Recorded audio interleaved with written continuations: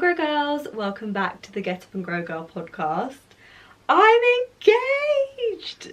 Oh my gosh, I have finally got the time to sit down and tell the story of my proposal and how Kes and I got engaged, which is like a major manifestation. I mean, from start to finish, this was literally a manifestation from a manifestation jar to a whole fiance.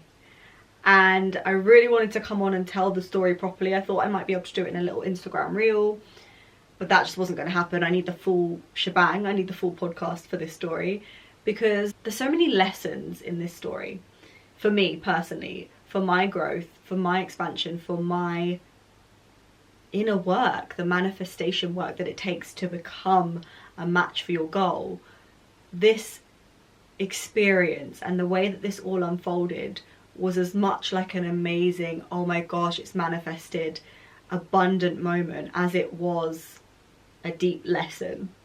And I recently started a series on Instagram called Duality, where I share both the good but also the shadowy parts that are going on in my life. And this whole story is literally an embodiment of that. And it felt like I kind of manifested this in that I started this series called Duality, which is all about sharing the highs, the lows, the duality of what goes on in life. And then this major life moment became the ultimate example of duality and how there is light and dark in everything. And this is so important because when we embrace this, we stop trying to mold life to be only one side of the equation. And what I've learned is that when we're trying to do that, we miss out on so much because we're spending so much time being dissatisfied with the shadowy sides and the fact that they exist, that we're not even enjoying the light. So this whole thing for me was a massive lesson in that sense. So where do I even begin on this story? I guess one of the things that people ask all the time is like, did you know? And that's such a big part of this story. And if we take it back to me being in the UK before I went back out to Tobago, I was so suspicious. Like, I was intuitively like, I think I'm gonna get engaged. Because one, I could feel it in my gut. Two, all the signs were adding up. Three, Kes and like trying to hide things and trying to keep secrets, it's just not a vibe. It's just not a thing. Like, he is so obvious and he thinks that he's being like, he thinks he's being really subtle, but he is so obvious. So one night he asked me, we're on FaceTime, we're chatting as we normally do, and just out of the blue, we're not on the topic of conversation at all, he just goes, you seem like the kind of person who would like, and then he just went, never mind. And my gut straight away was like, he's gonna ask me about rings, and then I was just like, what are you doing? Why did you ask me a question and then stop? Whatever. He's like, oh no, it doesn't matter. And I always like to get to the bottom of things. I always want to know everything. I always want to understand everything. And I felt myself want to be like, no, tell me, go on, tell me. And then I was like, okay, we need to let go of this. If we're always trying to know everything, then we're never going to be pleasantly surprised, especially when it comes to something like this and an engagement. So I felt in my gut that's what he's going to ask me, but I left it. We talk about something else. Then at the end of the conversation, he just goes to me, so are you the kind of girl who likes oval things? And I'm literally like my face is like this, my cheeks are like hurting, trying to keep my cheeks down because obviously I know exactly what that means. But he thinks that, you know, maybe that's a subtle thing to ask and he just wants to know about my favourite shape or something. Then the next day I was just in the kitchen with my mum and I was just doing something, washing up or something, and we had our backs to each other because I was washing up and she was cooking. And then I just went, Mum, last night Kes asked me if I like oval things, and then she just dropped what she was doing, turned around and was like, oh my gosh, and started hugging me.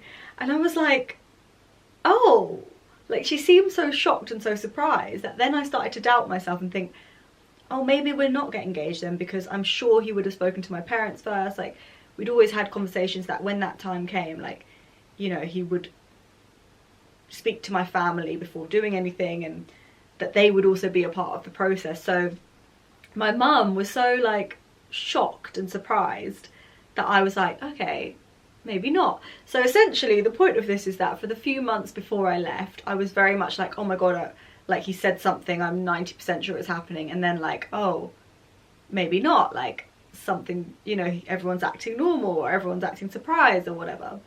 It was already planned that my sister was coming to visit us in Tobago because she'd never been, and we really wanted her to come and see, especially before we like leave, because it is the plan to leave sometime soon. So she was planning to come anyway, and then my mum and dad had hijacked the trip and decided to come as well. So also I'm thinking, well, this is the perfect opportunity to do it, like with everybody around and in front of everyone. Like, I would like to spend it with my family as well, so this is the perfect opportunity. But you know, I'm not sure, there are signs, there are not signs. And then Kes starts saying things like, oh yeah, I feel December's the time, December is the time. And I'm thinking, you're so obvious, you're trying to put me off the scent by saying it's going to be in December, which is like, why would you tell me that it's going to be in December? So I was just being like, what is going on with this guy? Like, what is he trying to achieve? Is he trying to throw me off the scent, but he's being so obvious that he's actually throwing me back on the scent? And then I said to Kes that since Tara's coming out to Tobago, one of the things that I would love to do is to make it possible for her to meet the kids. So essentially my stepchildren, Kes's kids, they've never met, whereas my parents have met the kids, and I would love for Tara to meet them. So I was saying, I would love to make this happen. The thing is that we're currently living in Tobago and they're living in Trinidad, so we normally just see them in school holidays and whenever they can come over, or vice versa. But when Tara's coming to stay, it doesn't coincide with that kind of time. So how's it going to be possible? She's only coming for literally 1 week, so there'd only be one weekend when they wouldn't have school. And is it possible to fly them over like on a Friday night and then go back on like the Sunday night, or is that going to be too much of a squeeze? And like, I just wasn't really thinking that it would be possible. So I was thinking, if anything, we would need to go over to Trinidad, but then Tara again only has 7 days, so would it work? And I just said, like, if we can think about how we could make that happen, that would mean so much to me. So then a day later, Kes calls back and he tells me that I've booked it, the kids are coming over for the weekend, we're all going to go up and stay in the rainforest with your parents and Tara, I've booked the hotel rooms, and we're all going to be there together for the weekend. And I'm telling my cousins to come and my dad to come, and I'm just like literally glaring, screaming like proposal, proposal, proposal, like we're going to get engaged, because everybody's together and you're making it this big thing. So then I'm like straight away like, oh my god, it's happening, like I'm gonna get engaged. Because I'm thinking, why would you plan this whole big thing? Like, yes, my family's there, but we obviously live in a hotel, we live in a resort in Tobago for free. So I'm thinking, why would we go and stay somewhere else when we could, you know, we already get hotel? So I'm like, that's definitely baiting it out that something, like it's a special occasion, beyond just that my family's there. It's like a special occasion, because why would we go to such lengths? So then I spent the next month or so before I go back to Tobago being like with my friend, like, oh my god, like, am I getting engaged? Like, do I need to take like something that I would be willing to get engaged in? But then I was like panicking, because I was like, I don't want to like know for sure like that I'm getting engaged, because I've always wanted it to be a surprise and I don't want to be focusing on the fact that that's happening the whole day. So I was like talking myself in and out of this and being like, okay, do you know what, the fact that I'm not 100% sure is a good thing. The fact that like I think, you know, this would be the perfect opportunity but I don't know, this is good, because I wouldn't want to know 100%. So I fly back out to Tobago, we're reunited, and I'm just so excited that this might be happening. But it's like a good excitement, because it's will they, won't they kind of vibes. And then I'm in the bar, the beach bar, which is Kez's like main projects of this consultancy job that he's doing. And so all the staff there are like, you know, the people that he's hired and his team and the people that he's closest to, I guess. And we're all chatting, you know, they're chatting to me as I've come back, different occasions. And one person I'm chatting to, she's just telling me about her life and stuff, and like her son and things like that. And I was like, oh, you know, that's really nice that you've got your family all here together, blah, blah, blah. And then she's like to me, well, anyway, Leela, like, I hear congratulations are in order. And I literally just go, for me? And straight away I'm like, oh my God, I'm getting engaged. Oh my God, I'm getting engaged. And then I'm like excited. And then she's like, oh. And she starts acting all awkward and she's like, sorry. Anyway, I'm gonna leave you to it. And she just excuses herself in the most awkward way, whereas she doesn't even like try to like be like, oh yeah, congratulations for like, you know, I heard something good happened like in your work, or like make something up. She just like slow moonwalks away, like Nick Miller vibes. So I'm just like, first so excited, like, oh my God, I think it is happening, because when I got back everything felt so normal that I was like, maybe it's not happening. And then I'm like, oh my God, it is happening. And then I'm like, instantly like a drop in my stomach, like, oh no, like I'm not supposed to know this. And I know this, and it's all this idea of like how a proposal is meant to be in my head, is that somebody gets down on one knee and you're like, oh, no way, I had no idea that you wanted to marry me. And I not only have had my suspicions, but somebody's essentially just told me, just congratulated me for nothing, because nothing's happened, and then moonwalked away like, you know, shit, what does that mean? It's getting closer and closer to this weekend when everyone's coming, and I'm starting to get like stressed. Like, I haven't bought any clothes that I would like dress or anything that, you know, is like a special occasion thing that I'd want to wear if something special was happening.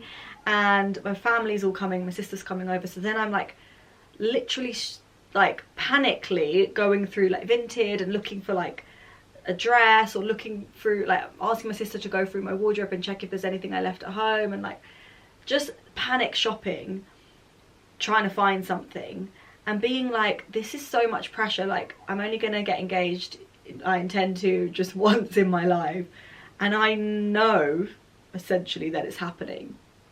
And I'm now got all this energy of like, oh my God, what do I wear, how do I do my hair, like, you know, all this stuff. And I'm like, this is why you're not supposed to know, because you can't plan the most special day of your life. Like, I think the most special days of your life are meant to unfold naturally. I don't think they're meant to be pre-planned and preconceived.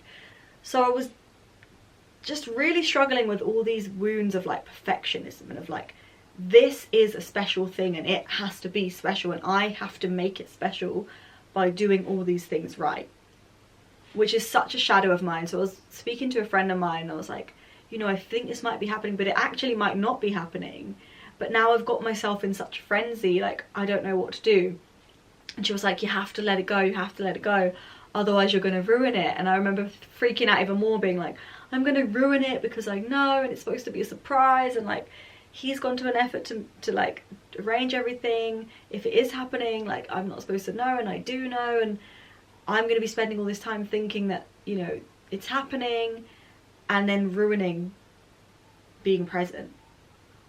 And honestly, it was so stressful, and it was such a weird situation, because I was so happy and excited, not just because I might be getting engaged, but also because all my family's coming and his family, and I was so excited for us all to be together, for Tara to meet the kids, for Tara to meet his family, for Tara to see the country, to learn more about, you know, where her future brother-in-law came from. And like, I had all this like amazing stuff going on inside, and all this really like stressful stuff going on inside. And I have dreamt of like the moment I'd get engaged and get married since I was a kid, like as far back as I can remember. And it's like such a pedestal moment, and there's all this pressure of like, you know, this is it, is it going to be what I thought it would be, which is obviously not a good way to go into anything. So my family all comes, and even my aunt and uncle were flying over from the US. it just so happened. And so it's like, it's a great thing. It's like everybody's together, it feels really special. And I start to kind of let go, and I'm like, maybe it's not, like everybody's acting so normal. Like I remember saying to Tara, like my sister, that, you know, I don't know what to wear like for the lime, and she knew that like if it's just a normal occasion, like a normal family lime, which means like a family party, a family chill, why would I be worrying so much about what I'm wearing? And I did say like there's a chance I might be getting engaged, but she was playing it so cool. She wasn't panicking. She didn't like, I felt like she didn't go out of her way to try to like, you know, let me get a new outfit or something like that. So I was like, maybe it's not happening, like, and I just kind of relaxed once everyone got there, and I was just not in the, I wasn't overthinking it. I had a feeling like maybe we'll get engaged, but ultimately like I'm pretty relaxed, and I wasn't thinking about it so much. And then it's the Thursday night, and we have this big family party on Saturday, which is when we got to the rainforest and we're going to this place and everyone's getting together. So if it's going to happen, that would be the day. And it's Thursday night, and we're going out because we're going out with Tara, and we met this other tourist guy there, and we all four of us went out together in Tobago. And as we're sitting in this bar, we see the manager of the resort, so Kes's manager and colleague. But he's doing his thing, he's with his people, we're obviously doing our thing, so we just carry on. And then when it comes time to leave, we're leaving. We're walking down the road, I'm just thinking, oh, I feel really good, like I feel really detached from the outcome. I'm no longer in this stress state, like I'd been meditating a lot and trying to like just be in the present, and I felt really good. I'm really like, okay, I'm just in the present, it's just exciting that something might happen, it might not, like it wasn't stressing me out, it wasn't at the forefront of my mind anymore. I didn't feel like, oh, this is 100% happening. Walking, feeling this energy of like, oh, I'm so glad I'm in this place, literally in that is what's going through my mind. And the manager runs out and runs up to Kes, puts his arm around him, and he's like, hey guys, like, oh, you know, it's too early to leave, you shouldn't be leaving yet, and like joking around with us.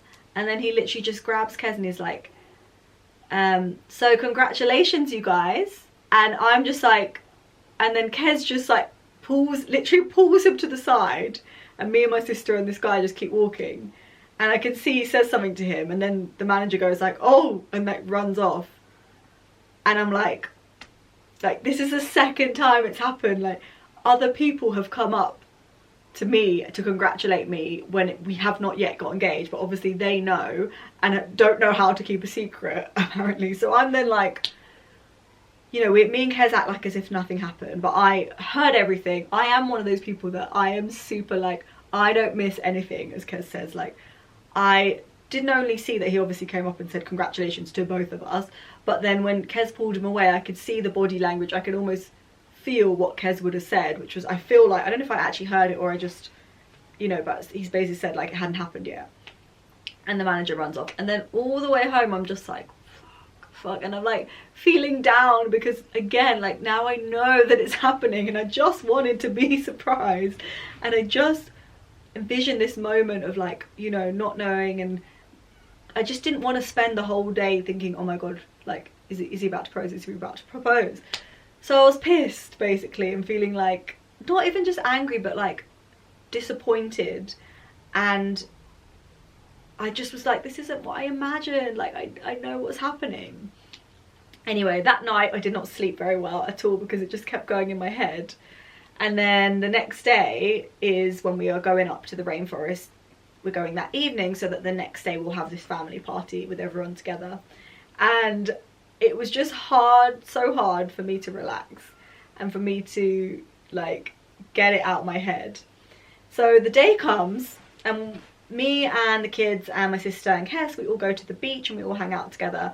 And this is another thing, like my mum was on the phone to Tara that evening before we got to the rainforest, where they were already there, and we were saying about what we were planning to do, and she was like, oh, Saturday morning maybe you can go to the beach. And we were like, oh, I don't know, like we want to, you know, have enough time to get ready and everything for the party. And she's like, yeah, but you can go to the beach, right? And she's on FaceTime to my sister, so I can't see her face, but I can hear in the voice that she's being like, right? And I'm like, oh my god, like why is nobody subtle here?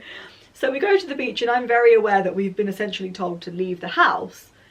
So we go to the beach, and I'm a little bit like, oh, what do I wear? What if it's going to happen now? But I'm really trying to be present. Then we get to the beach, and I'm like, oh, okay, like, we're just at the beach. Like, nothing seems weird here. Everything seems normal. So we're all just in the beach, we're all chilling. I've done like a really nice braid out in my hair, so I put it up in a bun, and we're swimming, and then the waves come up like really high over my head. And we were all pissing ourselves because I had it in a bun, and I pulled the bun up, like almost strangling myself, because I was like, if I'm about to get engaged, I have to preserve this braid out. Like, my hair's looking so good right now, I cannot fuck this up. And me and the kids, we were pissing ourselves laughing, because the way I almost like broke my own neck to preserve the braid out, like, that should have been a clue to Kes and to everyone there that I knew very well what was about to happen, because the way I violently hurt myself to stop my hair from getting wet is not a normal situation. So then we're going back to the house, and I'm thinking, I don't know, like, maybe it's happening, maybe it's not. Like, am I gonna walk into something or not?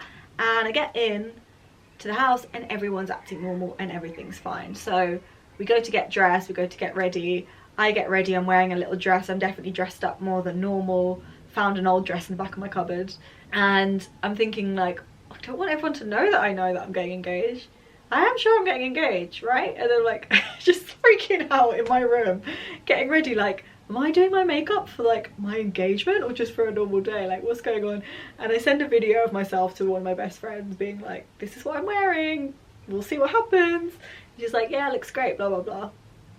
And then everybody's supposed to come to this party at 11, they said, and we get back at 11:30, but obviously this is the Caribbean, it's Caribbean time, so we're not too stressed. We're like, yeah, everyone's gonna probably be late. And get ready, come out, it's like 12:30, and then nobody really arrives, so it's like 1 o'clock, and a few people are starting to come, so it's definitely Caribbean time, and we're like super hot and tired, and me and my sister are like, we need to go lie down in the aircon because it's too hot. And it's just like a funny thing of like, everything felt kind of like it wasn't going that smooth, or it wasn't like all just happening naturally. It just felt a little bit like, I guess maybe because of the mindset I was in, a little bit forced. We're all just basically chilling because we're supposed to have food being delivered, and we're all going to eat food that's being delivered by Kes's sister, who catered for it. Which was another reason that I was like, what's going on here? Like, Kes had got loads of alcohol. He'd even bought like champagne bottles, like big crates of them, and there wasn't that many of us. And I was thinking, this is all so highly suspicious. But we're all just sitting around waiting, and it's a little bit of a slightly awkward atmosphere. And I guess it's all like, you know, the tension of like, is something going to happen, is something not? But Kes's sister had a problem with the car, and she'd called to say, like, you know, she's coming, but she's late, and she's only just leaving. I think that was around 1 or 2 o'clock. And so everyone's quite hungry, everyone's getting pretty starving, but we're like, okay, she'll be here soon, she'll be here soon. And people are, you know, when everyone's hungry at a party and nobody's really like talking to each other that much, and everyone's just kind of like drained, and like that happened. Everyone was like kind of like not really in the energy to speak much and whatever, but we're like, food will be here soon. But then she calls because there's another problem. I think something happened to the car, I can't even remember now, but basically they hadn't left yet still, and it was about now 3 or maybe 4 o'clock. So we thought that they were literally around the corner. So then everyone starts getting like more frustrated and more angry and more hangry, basically. And my mum, when she's hangry, like, it's not cute. It's not cute. Like, I get a little bit of it from her probably, but if she hasn't eaten, it's all hell breaks loose. So she started getting angry and getting like annoyed and being like, are you sure they're even coming? And like, I was like, oh my god, let's not start a rivalry or a fight between our two families because you're hangry and you say something you regret. So I was like panicking, and I was going up to Kes, and they were like, should we just go and get some snacks? Like, should we go to a shop and get some snacks? But bear in mind, we're up in the rainforest. We have to drive down from the rainforest to get snacks because we didn't really bring anything because we knew that we were going to get catering. And then everyone's like, oh no, you don't really need it, you don't really need it, but everyone's starving. So then I'm starting to get annoyed because I'm like, well, everyone's starving, but nobody wants to go get something. And I'm like hungry, so I'm more irritated than I'd usually be. And I'm getting irritated because everyone's saying they're hungry, but nobody wants to do anything about it. And my mum and dad are like, look, I think we should just go and get in the car and get some stuff. And everyone's like, no, you don't need to, you don't need to. But I can see my mum getting more and more annoyed. So I'm like, okay, let's go. And I go up to Kes and like, let's all go. And he's like, oh, oh, I don't think we need to. I'm like, yeah, we do, everyone's starving. And he was like, oh, and he's just like so chilled, which annoys me more. And then he's like, you guys could go. And I was like, you're not gonna come with us? And I started getting annoyed because I'm like, so you're just leaving us to sort it out? Like, you've arranged this whole get together and like whatever. And in the end he comes, but we're a little bit like, he and I are slightly like awkward. We're not awkward, but you know, like I'm annoyed and he knows I'm annoyed, so we're slightly like, it's not exactly lovey-dovey. And we're driving down the hill all dressed up in our fancies to go to this corner shop, and we just buy everything. We buy just loads of crisps, nuts, everything, like, because everybody is literally starving. Like last time we ate was like 9 AM and it's now 4. So we take it all back to the villa, and I'm feeling like I could cry. Like I'm just feeling like none of this is going how I planned, how I wanted, and I think that it's like something big's about to happen. But now even like I'm so hungry, you know, when you can't think straight, that like when I'm hungry I will feel depressed and I will feel upset and angry, and like that is literally, your body is literally going into survival mode. So I'm like, I know I'm in survival mode, but I feel like I'm gonna cry, and I can't even think straight, and I can't calm myself because I'm in survival mode.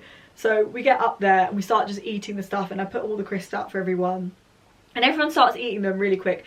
That annoys me too, because then I'm like, well, everyone said we don't need to get any food, and now everyone wants to eat the food. And then I've like come across as like the one who's being over the top to be like, we have to go get food, but then everyone wants to eat it. And I'm just, you know, when you're just upset, you're basically hungry and moody, and everything feels shit. So I remove myself and I go up, sit in my room, and I'm just sitting there like, should I just tell Kez, like, Kez, if you're gonna propose, don't, because like I'm not in the mood. Like I'm literally like a teary mess, and I'm eating some snacks, and it's kind of, you know, and then Kez comes in the room, and he finds me in the bathroom, like just standing over the sink, just like trying not to cry. And he comes and he just puts his arms around me, and he's just like, are you okay? And he's like, I know it's not going how you planned, like I know that some things have gone wrong, but you know, this is what we do. Like a challenge comes, we overcome it. It's really not the end of the world. Like at the end of the day, we've all eaten now, no one's hungry anymore. Like everything feels worse when you're hungry. And I'm like, yeah. And that's like really all I wanted, was for him to just like comfort me and understand where I was coming from, which he did. And I said to him, like, you know, I just felt like you didn't come with us, and you didn't want to come with us, and I had to ask you to, and like you're supposed to have my back, and like whatever. And he was like, oh, I'm sorry, you know, it wasn't that, I just thought that maybe I should stay with the guests or whatever. And it all made sense. And it was like, but it was funny because we're essentially having not quite an argument, but like an argument. And at this point we're at reconciliation, and I'm very aware that we might be about to get engaged, and it's just not how I envisioned that this is supposed to happen. But you know, he comforts me, and he just kind of he's really got my back in the end. And he's like, we see eye to eye with each other, and he's like, look, I know it's not gone perfect, but this is how life has been with us. Like it's not perfect, but we always make the best of it, so let's do that. And he gives me a pep talk. He's like, let's go back out there and like let's show these people good time. Like we've invited them here, so let's like bring the vibes, bring the energy. Like we're supposed to be the ones that do that, that's our personality, so let's do it. So I was like, okay. So he went back out, and I just gave myself a minute, and then I came out, and I was like, let me switch up my attitude, basically. Let me get out of this funk and this moody funk and get into a good energy. So I did that, sat down, started chatting with the kids and some of his cousins and whatever, and decided like, okay, I'm consciously gonna try and turn this day around and not let the perfectionism of, you know, like when you want something to be perfect, when something goes wrong, it almost just breaks your whole spirit, and you don't want to even try because you're like, well, it's too late, it's been ruined. This is why perfectionism is so bad. And I had to just pull my socks up and be like, we are not doing this.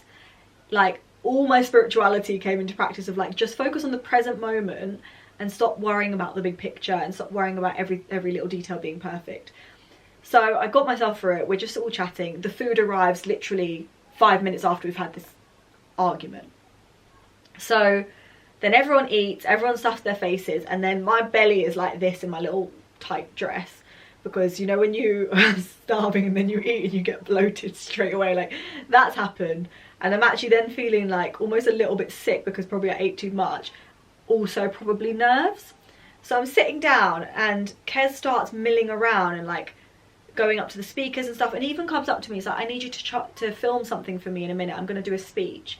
and I need you to film it. And again, I'm like, you're so bait telling me that you're going to do a speech. Like, why? Why are you like this? But then I'm getting nervous because I'm like, oh my God, something's going to happen. And like, I've only just got myself out of the cry zone. Like, I'm not yet in like a good space. Like, I don't want all eyes on me. Like, and I'm just like nervous. And I'm sitting there and he's milling around. So I keep going to him, babe, I'm so full. Oh, I need to lie down. Like, trying to like stop him from, it reminds me of like when I was a teenager and you'd be on a date with a guy or something. I mean, teenager, like 19, 20, or like when you're young and you're just new to dating, and you can tell that they're looking at you and they want to kiss you. And I would just always keep my face forward and be like, oh, like, did you see that film? Like, oh, like nervously talking and trying to put them off or change a subject, because like, not necessarily that you might not want to kiss, but you're nervous because you've never kissed someone. Like, I remember my first kiss literally being like that, and like, or one of my first kisses like being like that. It was like that energy of like, babe, I'm really full, like just trying to like throw him off the scent and like stop him from doing anything. It was so funny, and I could feel everybody kind of watching me, so it all got too much. So I like got up because I'm like, oh my God, something's gonna happen. And I just went up to my room and just like sat in my room for a minute because I was like, oh my God, I need to excuse myself. And then I came back down and there's like big stairs through the middle of the villa, and then everyone's sitting like out on the patio. And I feel like everybody's watching me, and I feel so awkward, and I'm like, what is going on? Like, I kind of obviously know, but at this point I'm just in a different realm, and I'm like, what's going on? I don't know. And I sit down and I'm like, can I have a drink? I'm ready for an alcoholic drink now, because that's the other thing. I was nervous all day, obviously, but I was waiting to have an alcoholic drink until I'd eaten, because I didn't want to sit in the sun and, you know, then drink and get a headache or whatever. So finally we eat hours later than we thought we would, and I'm like, okay, now we can have a drink. So I'm like, can you get me a drink? So I'm drinking my drink like, oh my God, I think something's about to happen. And Kez and his cousins are starting to put chairs out, like facing out into the sea, because this is a beautiful villa over the sea, and it's so obvious that something's happening and he's going to do a speech. But I'm like, why are you setting up chairs and everything? Obviously, again, I know why, but I also don't know for sure. So it's so funny, like my heart was going like this for this like 15 minutes or so. And then he's like, oh, can everyone gather around? Can everyone sit down? Leela, like, can you film this? And I'm like, oh my God, oh my God. So I'm sitting, we're all facing out, and he starts doing a speech. And as he's doing the speech, like, I already start to almost cry, and I feel like I could cry now, because Kez is not a man who likes to really be in the center, like talking in front of everyone. Like, he is a chilled, lean back guy who'll prefer to sit in the background and laugh along, and he's very, very chill. He's not somebody who loves being the center of attention, unless maybe it comes to his work, which is his passion. But other than that, like, he's not that person. And he's standing up in front of everyone doing this speech, and it just makes me emotional, because I know he's doing that for me, because that's what I would dream of, and I know he's going out of his comfort zone, and I think he's the funniest, most hilarious person ever, and I always want him to like to talk in front of people so that they can see what I see. And he's normally more, he doesn't need anyone's approval. Like, I love that about him, doesn't need anyone's approval, doesn't need to impress anyone, but like, he's in the middle of the room talking to everyone, like showing the Kez that I know, and I'm so happy and excited. And I kind of like, everything else starts to fade away, and I'm filming it and whatever, and the speech is going on and on and on. And then he asked me to stand up, and I stand up and I'm shaking because I know what's like about to happen. And then he asked me to turn around, and I have no idea why. And I turn around, and there are all these happy birthday they're not happy birthday, these marry me balloons hanging. And this was nice because this actually was a surprise, because I didn't know about this, that my mum and my dad and all my family, my aunt and uncle and Wayne, the guy that owns this villa, who's become like a family member, were all blowing up those balloons when we were out earlier. And whilst the speech was going on, they were hanging them, which I didn't even realise. So I turn around, I see the balloons, the rest is honestly all a blur. And then he proposes to me. And when he opens the ring box, that's when that like feeling of like what I imagined I'd always feel, of that shock and surprise and like delight, like I am gonna cry, came over me. And it was exactly what I wanted. Like, even though I knew 99.9% what was going to happen, even though so many things had gone wrong, like people had essentially spoiled the surprise directly by congratulating me for something that hadn't happened yet, none of it mattered. None of it mattered in that moment. And it wasn't like, obviously it's the most beautiful ring and it's exactly what I wanted, that I didn't even know existed, but like whenever he'd like, we'd talk about rings, and we had over the last year and a bit, so it wasn't like super obvious, like he would send me the most horrible ugly rings. And one of the first rings, I didn't even know what kind of ring I wanted, but as a response to like, oh no, I don't like that, that's ugly, when a year ago probably, one of the first things I just googled like nice rings that are a bit different, and I saw a green amethyst, and I was like, wow. And it was an oval amethyst, but it wasn't as big as this, and it was in a smaller casing, and like I was just like, I love the green oval amethyst. And then I was like imagining it in like a setting like this, but I can never see one. I always saw diamonds in a setting like this, like small band, big stone, and it was exactly what I had visualized and imagined, but I had never even seen an image of one, because I could never find an image of an amethyst that was that shape and that kind of large stone, but in a very delicate casing. And it was seeing the ring, but it was also just seeing that sense of, oh my god, like he knew what I wanted, he got what I wanted. Like it just made it all real. Like I think I knew that I'd be proposed, I knew I was going to be proposed to, like deep down, but I couldn't imagine that moment. I just couldn't imagine that moment. I had never visualized it, of him getting down on one knee and holding, you know, like that is just obviously symbolic of the things that I've cried over. For every TikTok proposal I've ever seen, I cry. Like I don't know, as soon as it begins I just start crying, and I just started crying in that moment. And it was just, nothing mattered, none of it mattered. Like none of the fact that I knew, or that what dress I was wearing, or what, like, or the food was late, or we got in an argument, like none of it mattered at all. And it was just amazing. And yeah, we spent the rest of the evening just like celebrating with all the family. It was so funny because as soon as I said yes, Kes was like, we did it, guys, like we actually kept it together, this has been 6 months in the making, and we surprised her. And I was like, yeah, no, like sorry hun, like I knew 100,000,000%, but I let him have that moment. I didn't want to like ruin it in that moment. And it was funny because one of his cousins was like, Leela, can I ask you a question, like did you know?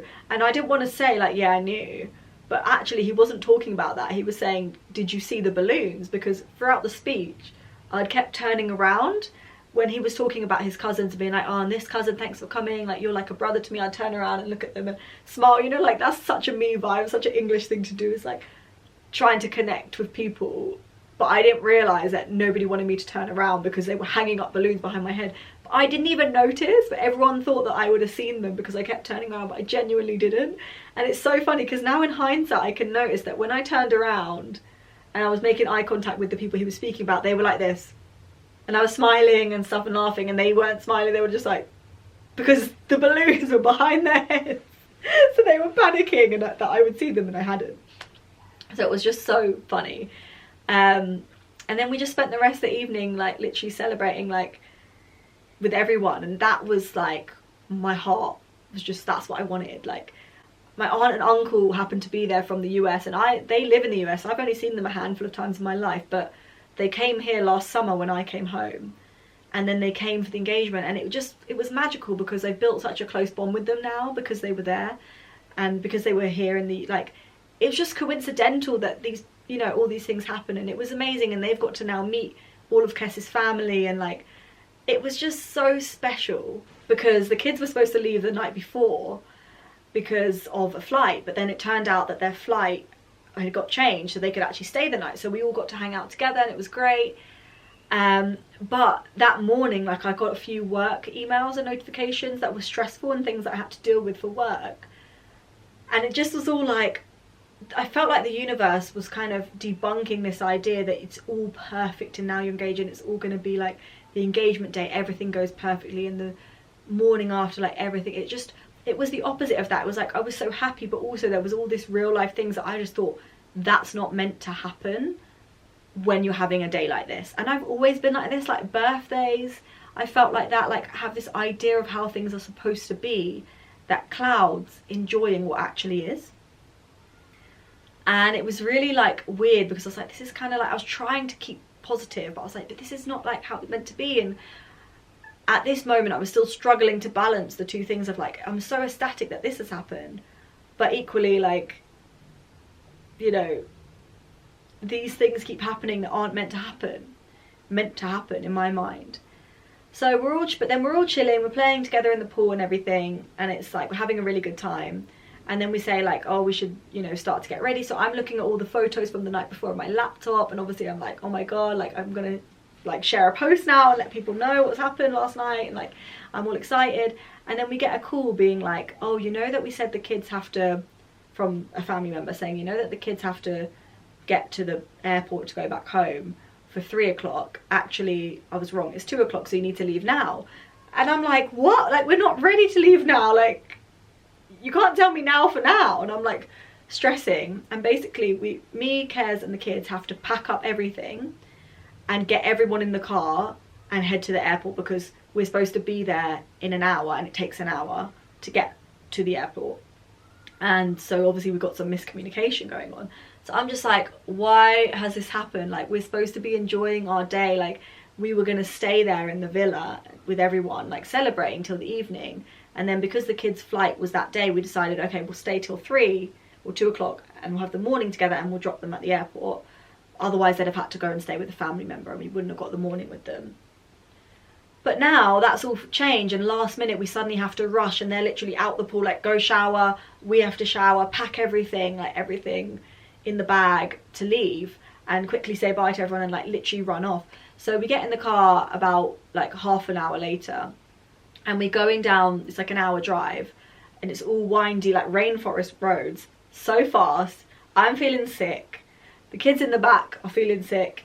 It's just like, I'm like, this is not how I thought we would spend our day celebrating. And by this point, I messaged a couple of my closest friends and told them I'd FaceTime a couple earlier in the morning. And they're messaging me like, oh my god, can't believe it, like, enjoy your day so much, enjoy it to the fullest. And I'm thinking, well, the freaking celebration's over already, because we're racing down the road. Like, again, it's probably a bit of cultural difference too. Like, I think engagements and stuff like that are so much bigger in the UK. Culturally there, a lot of the time, like, people live together for most of their life and then they might get married later. Like, marriage is not as like important or as common, at least in the majority of people that I've met there.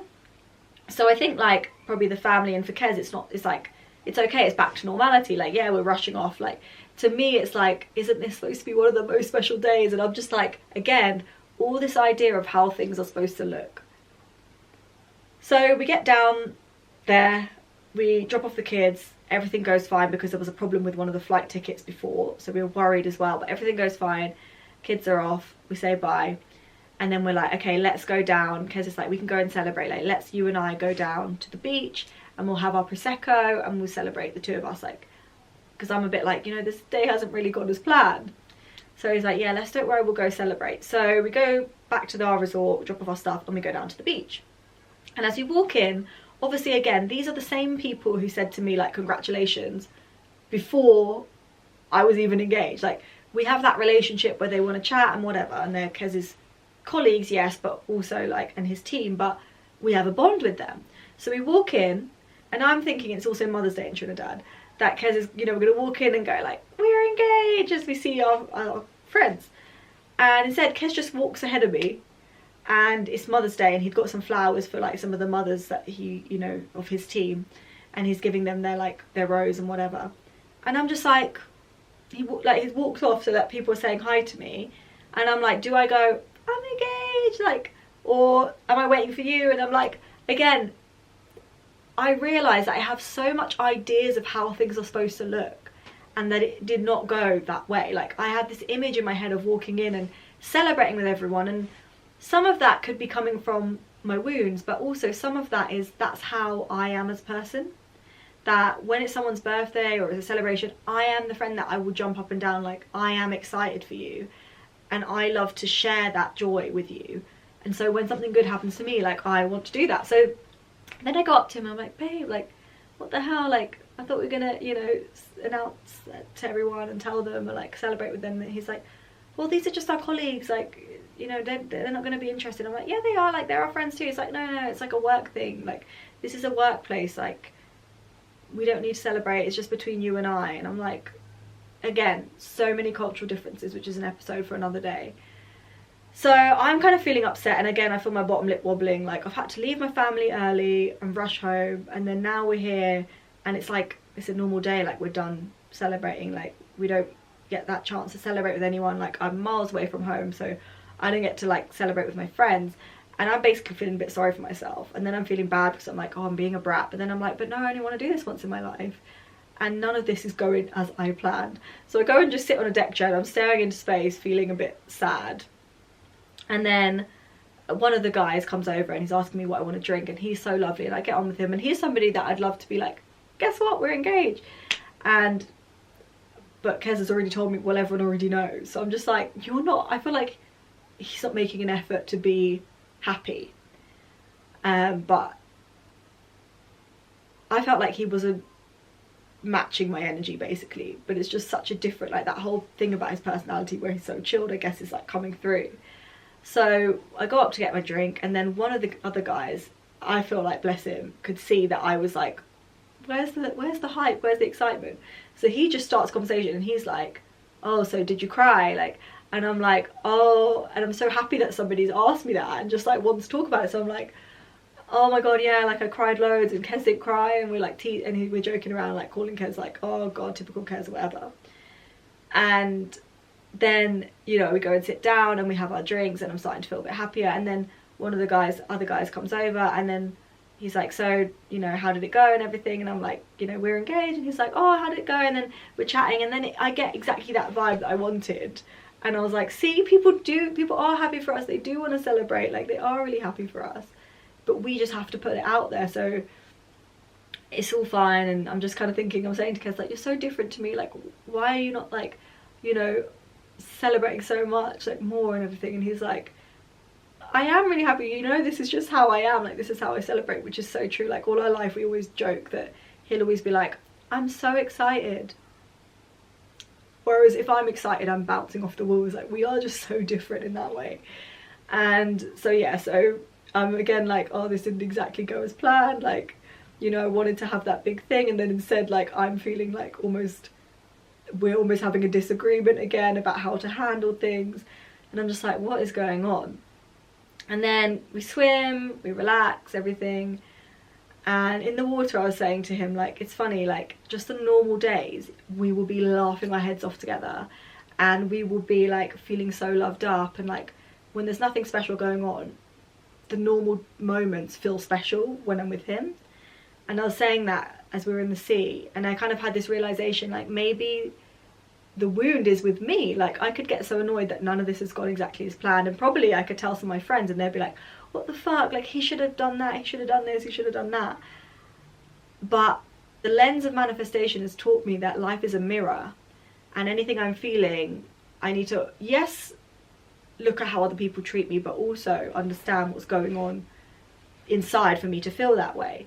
And I was like, maybe there's a common denominator here, that like birthdays, Christmas, engagements, like any kind of special occasion, I always have this big idea, and I always end up feeling like it didn't go as planned, always. So I'm like, is there something here about expectation? And I've been reading Untethered Living and the Untethered Soul, and it's all about how like expectation kills joy, and like it's about being in the present moment, and there's nothing wrong with the present moment apart from our expectations of what life should be like or shouldn't be like.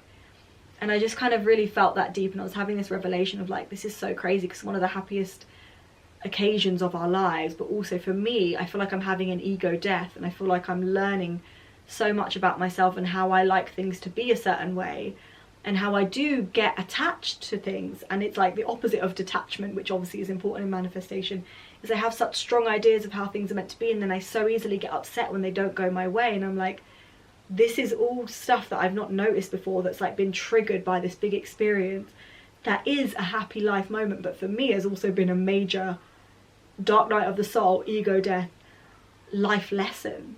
And it's just like, this isn't what I thought life would, I didn't think life would give me a lesson on this occasion. But at the same time, I'm in the water, and obviously water always calms you, like having this revelation. So then we get out of the water, we chill, we wipe off, and then we go and stand on the deck, and the sun's setting, and we have our Prosecco.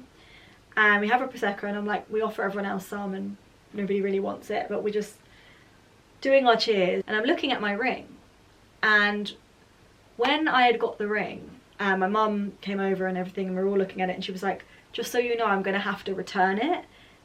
and swap it for another one because it has an imperfection in it, it has a blemish in the stone. So I've already emailed them and they said they'll take it back, but I wanted him to have something to propose with. So I was like, oh, okay, oh, I can't believe it, like I don't want to have to take it off again, but like that's a shame, but whatever. And so we're standing there, we're having our Prosecco, overlooking the deck, and I'm like, I just feel this energy of Zen come over, like this relaxed energy, and I'm like, this is literally my perfect ring. I say to Kez, I'm like, I can't believe how beautiful it is. And he's like, oh, I'm so glad you like it and everything. And I was like, I just can't believe that I have to give it away. And I was like, I really don't want to, because I'd have to give it back to my mum to take back to England to get exchanged for another one. And then when I was going to come back here, which is obviously going to be a few months later, I would get the ring. So my engagement, like I wouldn't be able to have my ring just after getting engaged. So I was like, I can't believe I have to give it back. Like, I'm so sad about that. But I said, I really trust the process, and I feel like there's a reason, like the universe doesn't want me to have the ring. Like, there's a lesson in there. Maybe it's about not having the physical representation and just having the emotional bond, and like, you know, prioritizing what the ring represents rather than the material, you know, symbol. And I'm like, I don't know what the reason is, but I'm trusting the universe that I guess I'm not meant to have it right now. And I'm like, the universe always has a reason. And then Kez just goes, and we're standing there, we're literally overlooking the sunset, we've got a Prosecco in our hands, and Kez just goes, he's like, maybe it's just a reminder from the universe that there's imperfection. And instantly I felt like I'm gonna cry again. Like, I felt like tears come to my eye literally straight away. And I felt like a tingle in my whole body. It literally felt like almost out of body experience, like something, it just felt like a moment of like, I've had that a couple of times in my life where I've had like a divine realization. And I just started to like cry, and I was just like, I just looked at him and I realized that this is what I wanted. Like, this is what matters. Is all day I've just wanted to feel connected, and so many things have happened and whatever, but none of it matters whether we had the perfect day and we got to cheers with everyone or not, or everybody was run up to us and we're excited, and all these movie moments. None of it matters, because this is what's real, is that like my partner just knows how to speak to my soul. Like, he is not a man who's really into manifestation, spirituality. Like, he's getting into it because of me, but it's not who he is. But sometimes he'll come out with these things that are so divine. I'm like, even though we're from different worlds, different cultures, different perspectives on life, like, you understand me, you get me. And that was that moment where he said something to me which felt like being so seen, and felt like the reassurance, the guidance, like the divine insight that I wanted. And it just made everything of that day, of the whole experience, and to be honest, our entire relationship make sense. Because our entire relationship has been like that. It's not picture perfect. It never was. But it's beautiful. It's everything I want in a relationship. But it's not perhaps the movie of everything has always gone smoothly for us. Like, even from coming to Trinidad and what happened, and losing everything and being scammed and having to start again, and then, you know, like, but ultimately manifesting an amazing, incredible opportunity. Like, our whole relationship has been that way, even the beginning when we met in London. And it just made sense, and it was like, that has been my lesson. Again, for the last 2 months that I'd been in Tobago, I'd been reading all Michael Singer, The Surrender Experiment, Untethered Soul, Untethered Living, and I had a deep feeling that that was what I was meant to be learning. Is that for me, I'm so up here, I'm so like logic, understanding, neuroscience, like, but one thing I've had to learn is to learn to let go, to learn to be present, to learn to just go with the flow and not have to figure out everything. Not everything has to be perfect, not to have to control everything. And to embrace when life doesn't go as I think it's supposed to. And it's brought up a deep wound from childhood, as I learned as a child to present everything perfectly, for everything to be presented perfectly, for everything to go well. It's an inherited wound, probably from generational trauma. And as I looked at my ring and I see this little, what my mum called a blemish, I'm like, that's just it. Like, what if it's not a blemish? what if it is literally duality? Like, I'd recently started that series, as I said, duality. Like, it's the mark in the otherwise perfect stone. And what if that actually makes the stone perfect? Because that is life. It's the yin and the yang. It's the light and the dark. It's the good and the bad. It's the smooth and the rough. Like, everything in life has duality. And my beautiful ring has that right in the middle. And everything just made sense. And I later spoke to my friend who's actually a jewellery designer and is like super clued up on all this stuff. And I said to her, she didn't say anything, I just told her the full story and how I came to the conclusion that I want to keep my ring because it's a reminder of one of my biggest lessons in life that I feel is like one of the biggest lessons I've had to learn in life, and I'm still learning, which is that life is not meant to be perfect, and to embrace the mess, embrace the imperfection, because it's a part of the beauty. It's what makes life beautiful. And I told her all of that and how I want to keep the ring, but as a jewellery designer, does she think that, you know, I should return it because it's not right, because it has a blemish? And she said to me, I knew you were getting engaged because I was at your parents' house a few days before they left. I saw the ring, they told me, she showed me it, and I said that I think you should keep it, but we said we'd leave it for you to decide. And she said, it's an inclusion. And she referred to it, just as she was talking to me, as like, yeah, even if it has an inclusion, it's a natural place where when the stone was being formed, it's obviously a chemical process, like something would have got trapped in there, some part of the earth. And she goes, and that left a mark, an inclusion. And that's beautiful. And I was just like, wow, like just the way she was describing it as an inclusion, whereas my mum had described it as a blemish, I was like, that is how I see life.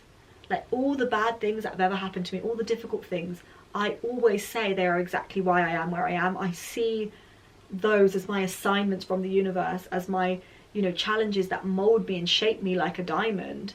And ultimately that is what has happened here. And I just thought that was so beautiful that this whole experience ended with not only me getting my dream ring, but a ring that has so much significance and has something that has been my biggest thorn in my side that I've had to learn to overcome, is this desire for everything to be smooth and perfect. And how incredible that I received the ring with that one inclusion. And it's actually in the exact place where the mark is on the yin yang sign, where the circle is. Obviously you have one at the top and one at the bottom. It's right where the one at the top is. And so that was my lesson, and I wanted to share that with you. And it's been a long ass story, but I would love to have come on here, and part of me always felt resistance to telling this story and to be like, yeah, everything was perfect, this happened and that happened and it was all perfect and I manifested it to be perfect. But that's not my story. That's not what happened. It was perfectly imperfect. It was messy. So many things went wrong, but it was the ultimate epitome of manifestation. Because I always preach that manifestation is not everything going smoothly. It's a soul death. It's an ego death, sorry. It's a dark night of the soul. It's a deep unlearning. It's having to have faith through the most crazy of times that don't make any sense. It's having faith in the absence of any proof that things are working out. Manifestation is not everything working smoothly. It's messy.